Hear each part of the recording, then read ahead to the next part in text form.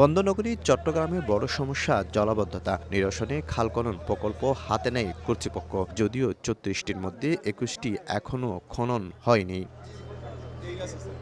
এর আগে নগরীর বিভিন্ন খাল পরিদর্শনে আসেন ৩ উপদেষ্টা। এবার ছুটে এলেন শিল্প এবং গৃহায়ন ও গণপূর্ত উপদেষ্টা আদিলুর রহমান খান।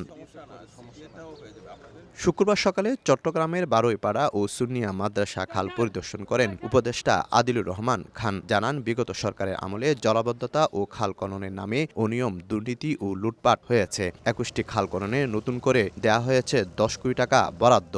জলাবদ্ধতা এগুলির দিকে কোনো খোঁজ করা হয়নি, ব্যাপক লুটপাটের শিকার হয়েছিল। আগামী বর্ষার আগে যেন এটা একদম চলে যাওয়ার মতন অবস্থা হয়, এই বর্ষার পরের বর্ষার আগেই সেই জায়গায় আমরা নিয়ে যাওয়ার জন্য কাজ করছি। এ সময় মেয়র জানান, প্রধান উপদেষ্টার তদারকিতে সরকারি সংস্থাগুলোর মধ্যে সমন্বয় তৈরি হয়েছে। আমাদের সাথে সিডিএ, পানি উন্নয়ন বোর্ড, ওয়াসা সহ অন্যান্য সেবা প্রদানকারী সংস্থাগুলো আছে, তাদের সাথে একটা সমন্বয় এর মাধ্যমে আমরা কাজ করছি। আমরা আশা করছি এই সমন্বয়ের মধ্যে দিয়ে আমরা একটা ভালো রেজাল্ট আশা করতে পারি।